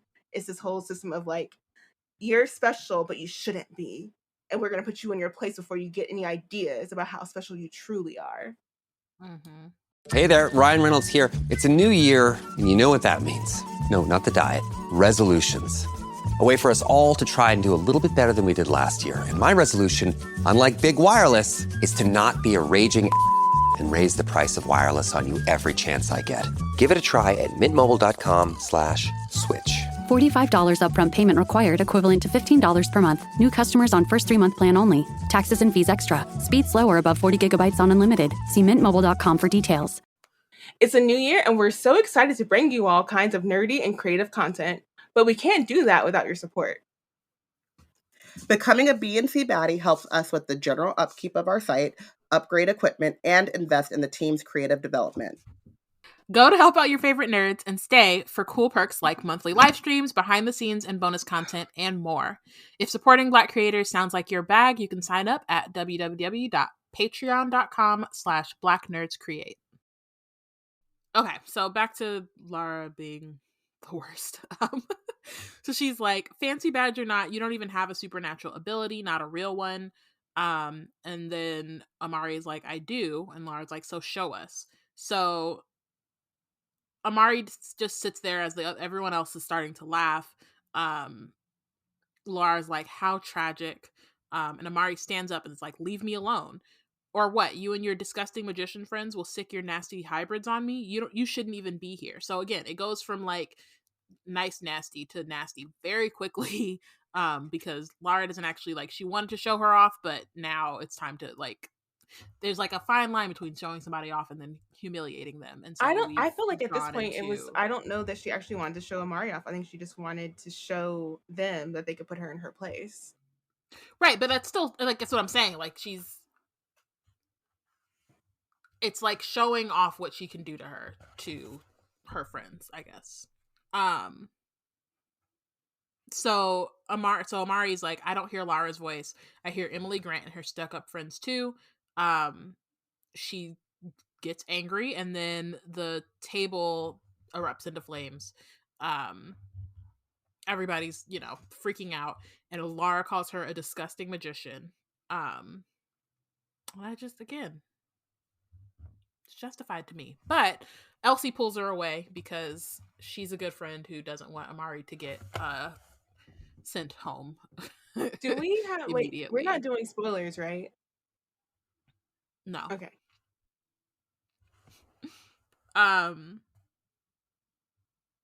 So Elsie pulls her away, gives her some pizza, and is like, let's cool off. And there's not a single burn mark left over from the fire. Yes, because it was an illusion, because that's what she does. I also just want to highlight the whole, you're angry, eat something, like, let's have a Snickers moment. Yeah. Hangry. And that, like, that way, yeah. It's so and that Elsie, like, first off, it's the first time we've seen Amari eat since she got here. Mm-hmm. It's the first mention of food. So, but two, I think that, like, Elsie, again, top tier, was, like, faded into the background because she knew that her presence would not be helpful to get where Amari needed to get, but also was, like, on the lookout. Like, I'm here. Yeah. You're was not able without, to, like, aura you're was not without red. someone. Yeah. yeah, your aura was red and I came. But I think that, like, I don't know. I still am stuck on Amari doesn't know how the illusions work, and we are not sure, like, it seems as though because of the 2 times that she's done an illusion, it's like heightened emotions and things like that. But we're not sure the mechanisms of magicians. And I just think that it's really interesting that, like, she got pushed to this point, this illusion happened, and the dude who's like, we're gonna watch you or whatever, or whoever, like, no one is like, hey, come here, what was your state of mind, what were you know what I mean, like, there's like, this is a moment to learn. How do Yeah, you that's know? true. Maybe there's someone from the department of, like, organizing or whatever who's, like, in the corner just, like, tapping on their on a little iPad, like, doop doop doop. Oh, okay. They listened to that whole conversation and thought that they could extrapolate her state of mind when the illusion occurred. They were just like, well, like, because they have, like, agent Fiona, who, like, she can read intention, and then you have Elsie who can read aura, so they might have someone else around there who's, like, reading, like, doing an emotional reading, and she's like, I'm gonna document this, and they're just, like, tapping it into the tablet and just letting them know. They should. We'll leave room for that possibility. I'm not saying that's not what's happening. So Amari kind of, like, lets Elsie know what happened, and Elsie's like, it sounds like Laura. I thought with how much she looked up to Maria, she might want to help us. And then says she wasn't like that when they were younger. Before she cared about being a Van Helsing, she used to be really nice, which, again, it's like something that she learned from her parents and from, like, the people around her, how she's treated and what she's taught about who deserves what. And so Amari asks if Elsie can show her how to access the other net so she can see social media, which I'm just like, the fact that y'all are 12, y'all do not need to be on social media. Not that kids that age aren't on social media. I just feel like it's a bad they do not need world. to be. They don't I need think to that be. there's a rule, though. I There's mean, literally but they circumvent I know it. you can't be younger than 13. You have to be 13 to sign up for a lot of these social media spots. They'll just put a fake age on it. Yeah, of course they circumvent it. They can put any date in, and, like, it's up to someone who works at a social media site. Once we get, like, kind of proof that you're underage, we can kick you out and show that it's proof. But, like, we can't go around asking for, IDs of ability to play licenses and whatever. But it's also really interesting because there is that, like, don't feed the haters, don't feed the trolls thing, which is what Elsie says. Like, you're not gonna like what's people are, or it could be harsh.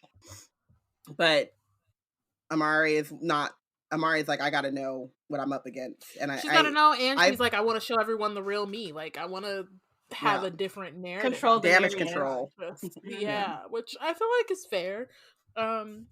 She shouldn't have to do that, but it's fair. So, Elsie helps her and then creates a profile for her on a social media app that is unpronounceable.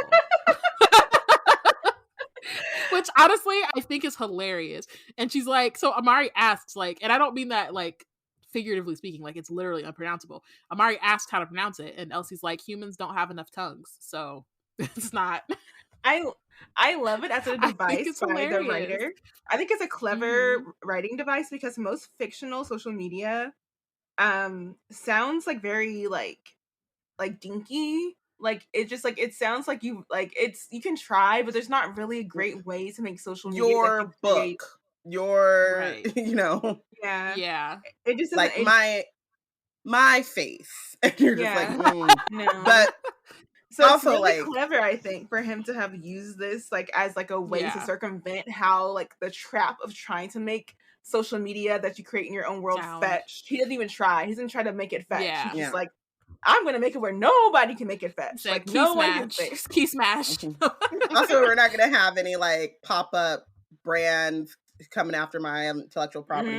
I just personally appreciated the look on your face, Bayana, when you were like, "Am I gonna?" No, I'm not going to. It was like you were like, it's like that little pop. On top of the fact that they said you don't pronounce it, so why would I even try? Like, I'm here.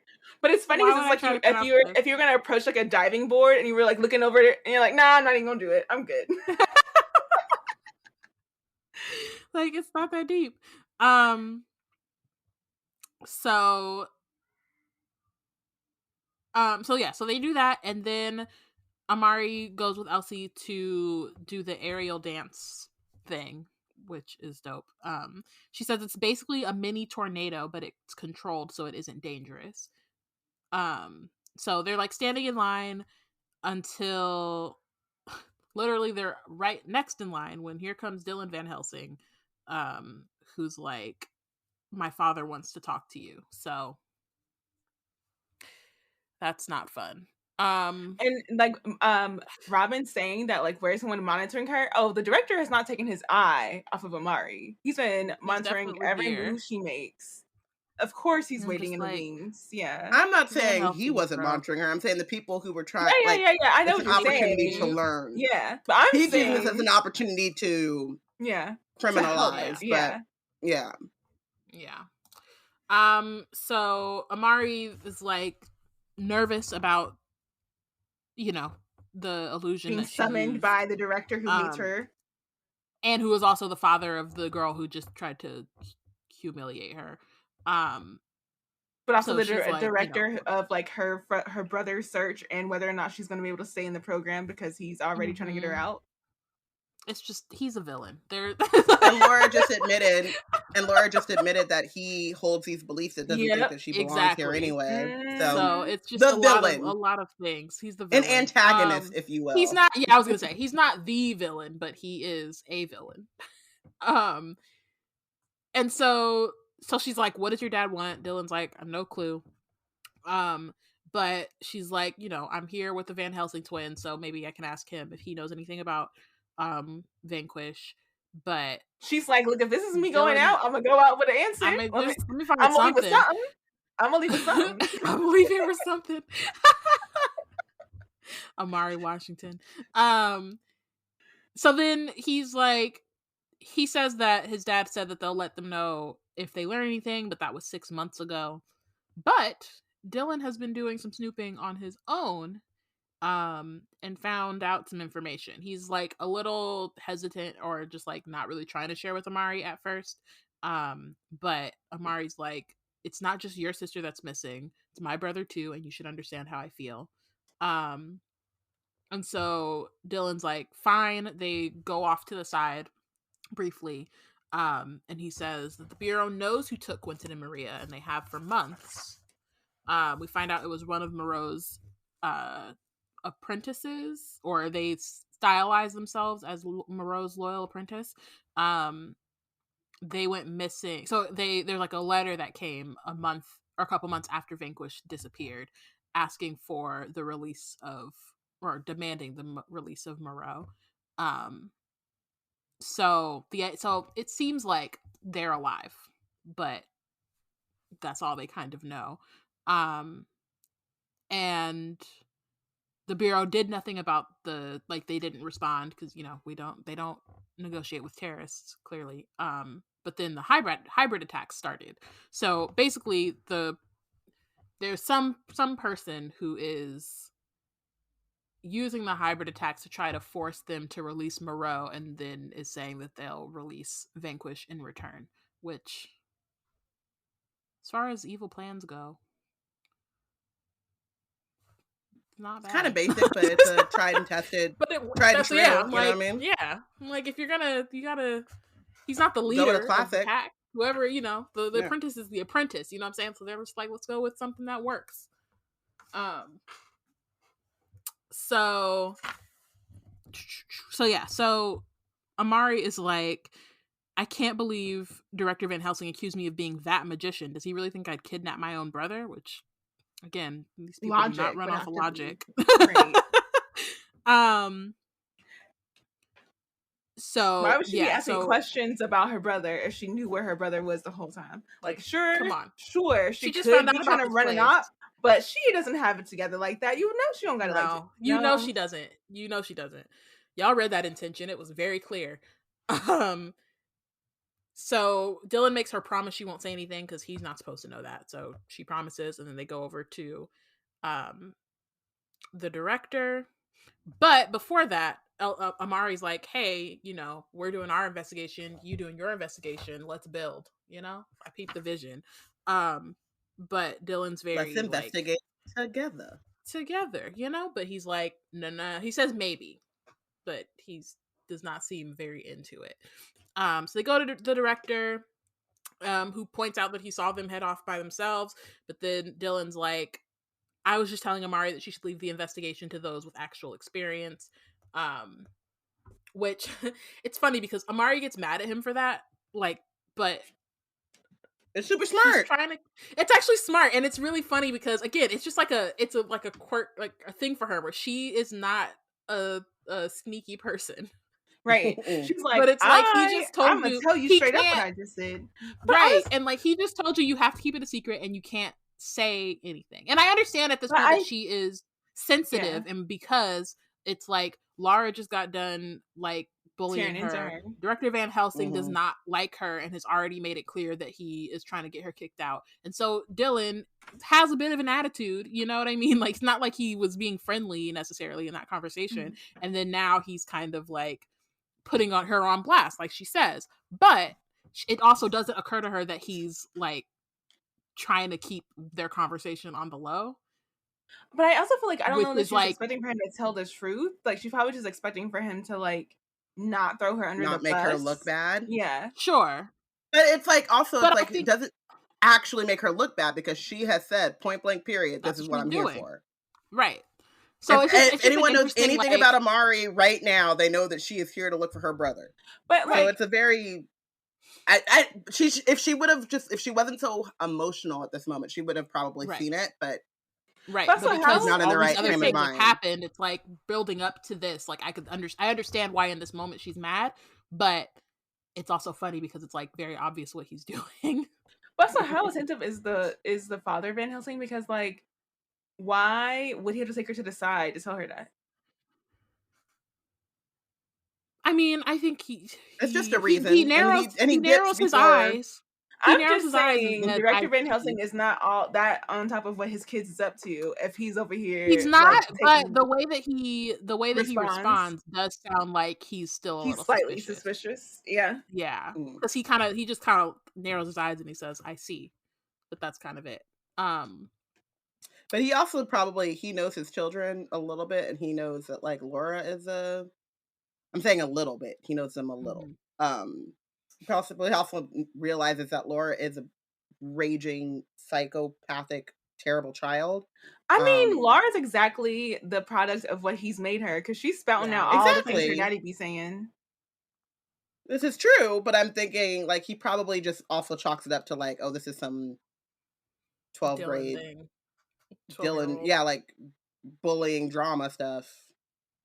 And I kind of want to know, but is it really that important? It's like when you talk to a kid and ask them about their day at school, and then you get all the drama, and you're like, did I really want to know? I didn't. I really didn't. So Dylan walks off, and so Director Van Helsing called her over because Amari only wrote junior agent on her card, and she's like, that's what I want to do. And the director's like, you want to follow in your brother's footsteps, that's understandable. And Amari's like, no, I want to find out what happened to my brother. And it would be everything. Like, again, she is not subtle. She doesn't know it. She's not trying to be subtle. She's like, no, you know Never why I'm here. You know why I'm here. And the only way I'm going to be able to do that is if I become a junior agent. And so Van Helsing is annoyed. He's like, whatever the reason, you're clearly underestimating how difficult it is to earn a position as a junior agent. It's the most competitive specialty here. And a lot of children have been training for this their whole lives. You'll be at a tremendous disadvantage. And Amari's like, sure, but couldn't have the same disadvantages. And he became one. And we find out that that Quentin's supernatural ability was super genius aptitude, which is like kind of cool. Like he essentially seems like he has like a photographic memory. But Amari's kind of like and says he's the exception, not the rule. So again, like it's something we were talking about before. I just want you to be realistic. It may not be fair, but our job is to choose the trainees who will make the best agents. And Amari's like, my badge shows I've got as much potential as anyone. So I think something that I noticed about this conversation with the director and like, I guess the difference between the way that she talks to him versus the way she talks to Lara. And it's not that like, I don't know. It feels like she's better at standing up to herself to adults than she is to kids. Yeah, I think that and not in like I think it makes sense. I'm not in like but it's just an interesting thing to see back to back. And I think it makes sense though, because it's like with kids, you like, or with your peers, you want to fit in and you want to like, you know what I mean? They're just like different factors when you're interacting with your peers versus when you're interacting with like, like she's looking for a level of acceptance with them, with the peers, that she's not, she didn't know they were really like care that. about. She doesn't care for that level of acceptance from adults because she's not going to relate to them on that level. She just wants them to respect her enough to allow her to do what she wants to do. Exactly. Yeah. And so it's just it's an interesting, and like obviously like this man is not, but regardless of what he says behind closed doors, like he's not like calling her a filthy magician or whatever it was that what's her name said. Not to her, not to her face. But it's just like an interesting thing that I noticed, that like the way that she. But he doesn't simulate it.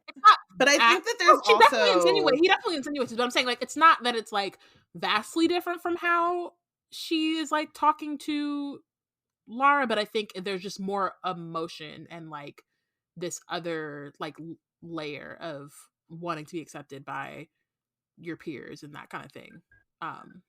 Like layered on I agree. that I also think that there might also be something around the idea of never having the desire that they're going to accept you, or that they could accept you, and being very, I feel like Amari is very confident in her, or I don't know if she's confident in her abilities, but like in her aptitude to like do things. Like I feel like she like knows like I can succeed at Jefferson, and then because Quentin succeeded here, she knows that she can succeed here in terms of the like trainee program and the schoolwork and like the actual things, whereas with her peers it's more accepting me as a person and these intangibles that I can't control and I can't learn to get better. Like I can learn to be a good junior agent, and I think that Amari feels confident in her ability to learn and her ability to like do those things, but you can't learn to not be a filthy magician because I'm a magician. I didn't even know I can't learn to not be Black. I can't change. They're like these immutable things about me that I cannot change, and you have to either accept them or not. And that I think that does wear on you as well, of like standing up for yourself about things that you have no control over, you cannot change. But with adults, it's like, you just need to give me the chance. You just don't stand in my way. And then either I'll do it or I won't do it, but like, I'm not going to not do it because you told me not to.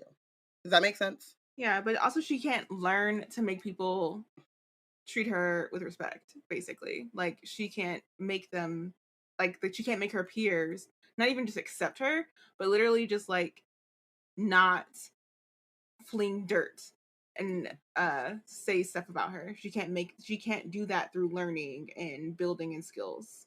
Okay, so then Van Helsing tells her that Amari, essentially this is her only chance. If she fails the test or trials, that's the word, she can't come back like everyone else. So in another situation, she would be able, if she failed this trial, she could come back next year and try a different department and like try out somewhere else. But because she's a magician and Van Helsing calls her a criminal, even though she hasn't committed any crimes, if she fails to prove that she belongs here, then she'll have to basically they'll send her home with her memories wiped and she'll be monitored. Which is like, to me, you are not the final boss. The chief. Yeah, you're not the, like, you cannot just unilaterally make this decision. But it's also like he knows that, like, he's powerful enough that she's going to, like, take that as the word. But also he's telling her flat out what he's advocating for with other hires. But yeah, like, so just so you know what I'm pushing for, and if I get my way and I accrue all the votes I need to make this happen, this is what's going to happen to you. But I also think what's really funny about it is that, like, he's obviously not paying attention to Amari, because that just would further solidify her resolve, right? I only get one shot at this. I'm definitely going out for the supernatural department because that's how I can find my brother. Well, you want me to go to the Department of Records so I cannot find out anything, so I can come back to this funky place where I cannot find out anything, where y'all think I'm a crime when I'm looking for Quentin. Point blank period. So. Exactly. So he goes off and he's like, before he leaves, he says, if I hear about you using another spell in this building, especially in my daughter's direction, you're gone. You understand? Consider yourself extremely lucky that a witness vouched for you. Good night, Miss Peters.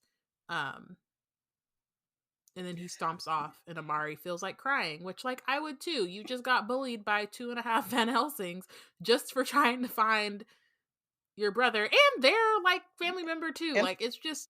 Mm-hmm. And for existing, really. Yeah. Again, here's my thing, though. She don't know how she's doing spells. But I don't know if... How am I supposed to prove a negative, or what? How am I supposed to stop something? I don't know how I'm doing it in the first place. Mm-hmm. Help me help you. My thing is, like, I feel like there's not, like, there should be enough, and we don't know what the meetings the higher ups are having, but there should be enough adults in her corner who are like, say what you will, but she's an illusionist. Nothing that she's done has been a permanent effect. You cannot convince me that this child is a danger if nothing that she does actually has a permanent damage. Like, there's nothing that you can do. Mm-hmm. So, I don't know. I have thoughts, but they'll come up as we binge. So Amari's phone buzzes and it says she has a new message on her social media profile that cannot be pronounced. But she doesn't really understand how, because her profile is set to private. But she clicks on it and she has a new message from Magician Girl 18, and it says, "Keep your head up, Amari Peters. You aren't alone." Which is, like, nice, but also suspicious, because I don't know you. See, I feel like it's just suspicious. I don't even think it's nice. I just think it's suspicious. I mean, I think it's like an attempt. I think, well, yes, as an adult, as a child of the internet as well, though. That too.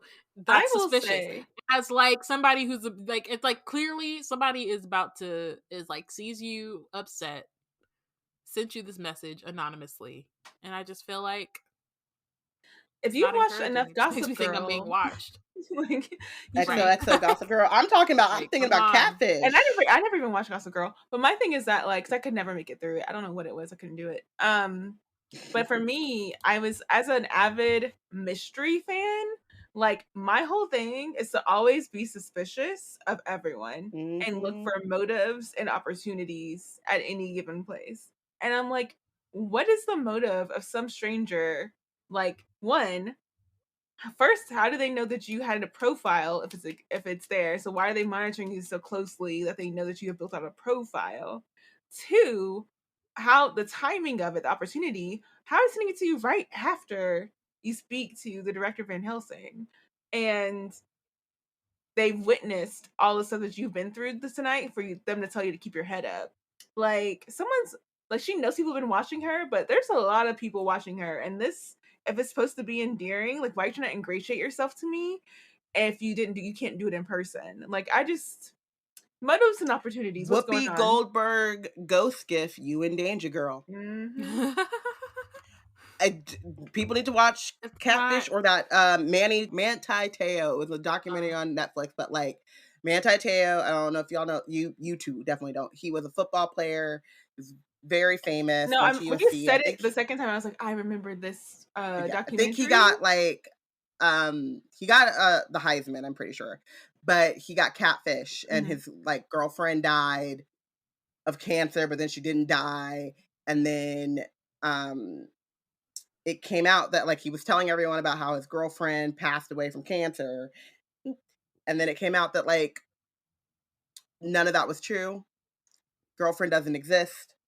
And this is before catfishing was really like a well-known thing, and they kind of blamed him, and like he was trying to like get sympathy and exposure from it. Like he was in on this whole thing, but he had just got catfish.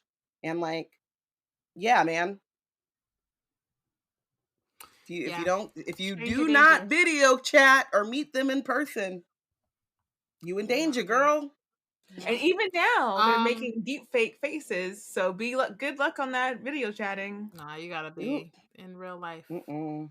In real life. All right, let's go to MVP. This is our longest. Yeah. MVP. I said Amari. She's going through a lot, but she is advocating for herself the best way she knows how, and yeah, she deserves better. I said Elsie. I don't know. I part of me is like wondering if it should be Amari, but like there's something about who I am as a person that just sees that level of like ride or die, and I'm like, first off, ask questions, girl, but also like it just warms my heart that she's not alone, and that like it's not a. I think in like a lot of these kinds of books, the best friend is just like there, and they are like a shoulder to kind of cry on, and they might help in certain ways, but a lot of times they are really kind of just like yes men. But Elsie is like, no, we need a plan. We need, like, she is like bringing like actual like tangible help. Like they are literally partners in this, and like yeah, she doesn't have to be. So I also made Elsie my MVP. Speaking of her skill set, I think that like her coming through with her ability with auras, like she's using that to benefit her friend who only has one mission, and she's aiding her friend on this one mission. And I love how adept she was at like analyzing the social moves of like how they could get close to Lara to benefit like Amari's plan. Like she was executing like, Amari needs this. How can we make that happen? I know how to get in with Lara. Lara might have some thoughts. Like, how can we get this pulled together? So I love that for her, like that analysis that she put into it. And her ability to read people even outside of just being able to read their auras, but reading their wants and the desires and using that to benefit people that she thinks can best benefit from things. And then her also using her ability, like also the fact that she like knew she's willing to take the L when it came to Lara talking crap about her in front of her best friend, her new best friend, because she knew that her new best friend would need any good information that could come from that situation. And so she was willing to take that L, and like lose that what little pride she or dignity she had, knowing that like she could possibly keep them from like talking to each other, and all for Amari. So, and I know and that kind of like faith in Amari too, right? Yeah. Sorry. Yeah, like knowing that whatever Lara's gonna say is not like it's not gonna like it's not gonna sway Amari's Amari. friendship. Yeah.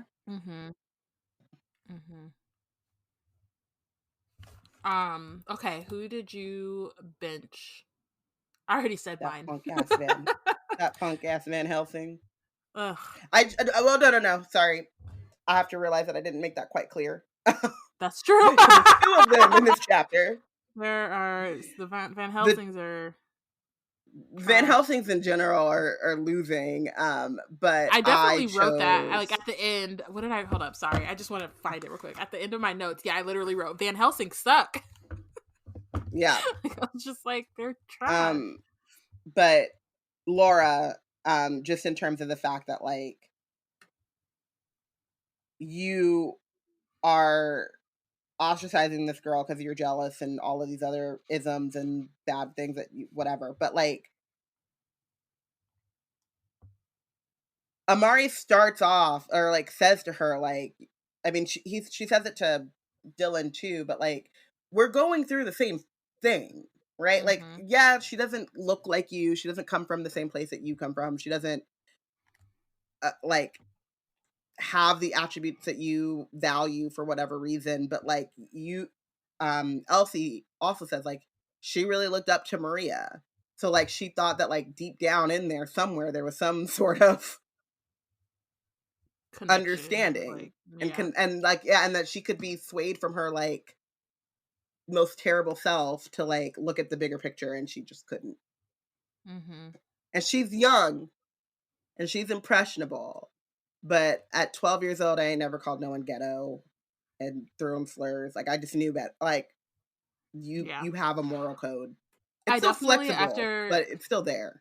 Yeah, after reading this chapter, like I would like way later, and like reading it for this, not the first time around, but like reading it for this, I was like downstairs. I don't know. I was with Ami. I don't know what we were about to do. Watch Rings of Power probably, and like before, I was just sitting there, and it was just on my mind because I just finished reading for this, and I was just like, you know who sucks is Lara Van Helsing. Like I just said it to her because I was like, this is really on my mind right now. Like I'm really irritated with this girl.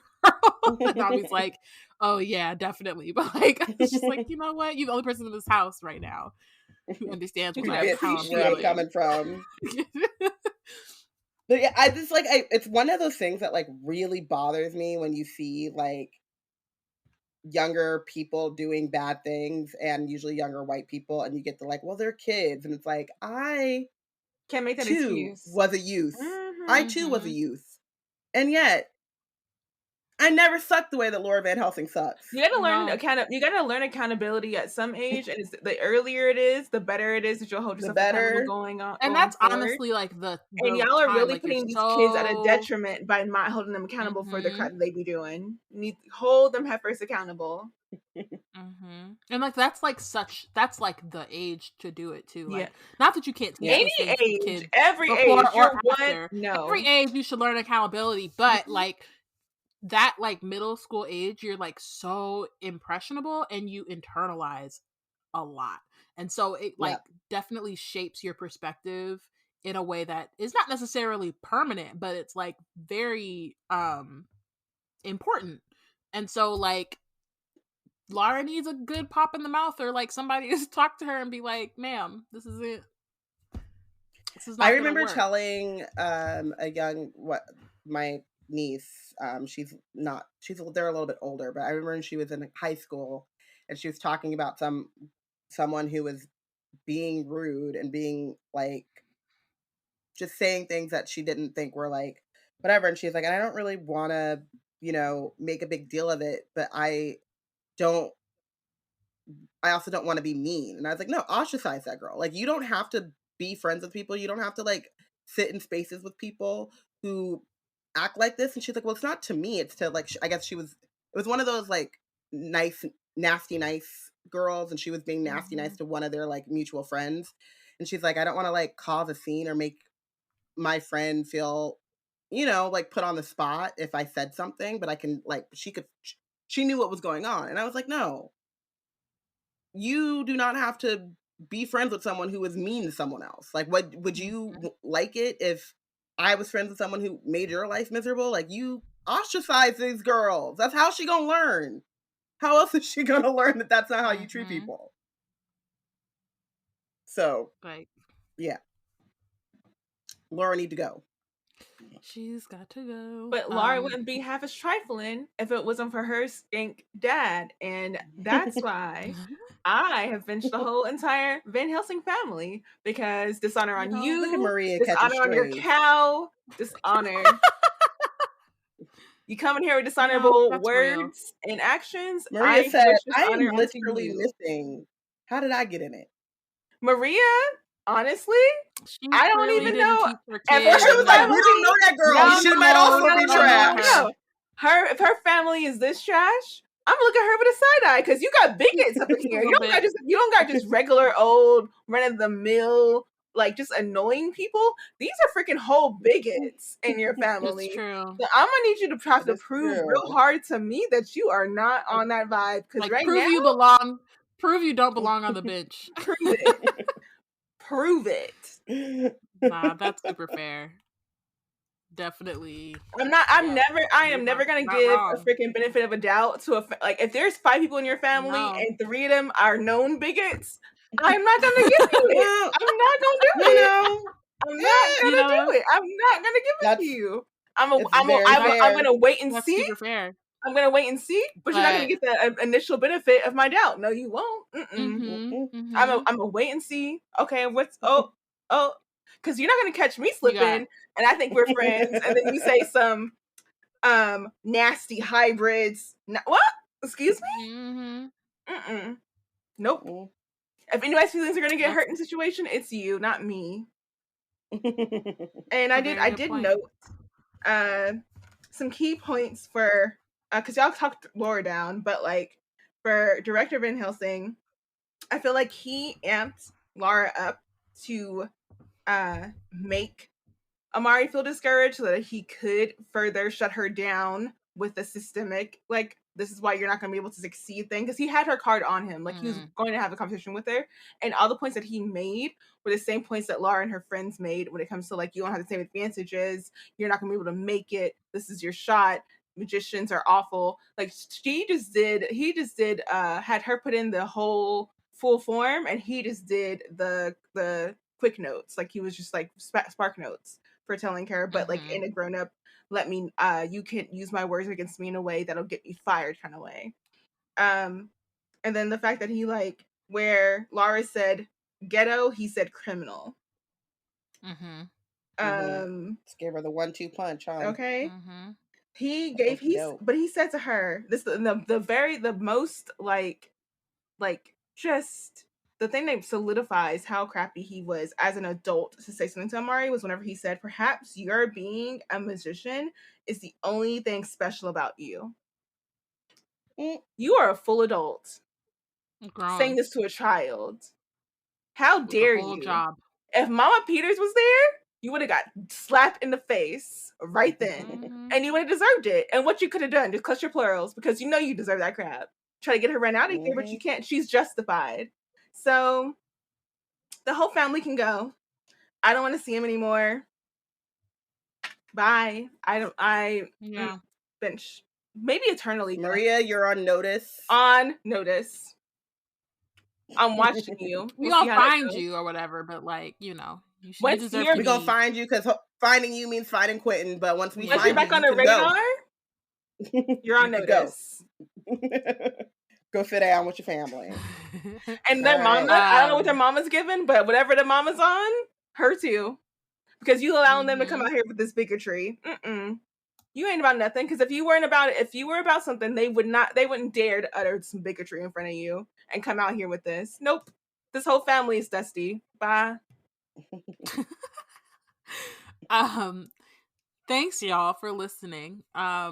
We will be back next week discussing chapter 13, and even more happens. This is like we're in it now. Like, we are deep in it. We're deep in it. Bye. Oh wait, hold up. No, I always do that. Every single time. Wizard Team is brought to you by Black Nerds Create. If you want to keep up with our other content, you can check out our website at blacknerdscreate.com. Follow us on Twitter at Black Nerds Create, at Yana Wrote It, at Robyn_Rambles, and at Porshèa. Follow us on Instagram and Tumblr at Black Nerds Create. Subscribe to our monthly magic newsletter. And don't forget to rate and review our podcast wherever you're listening to us. Bye, y'all. Bye for real this time.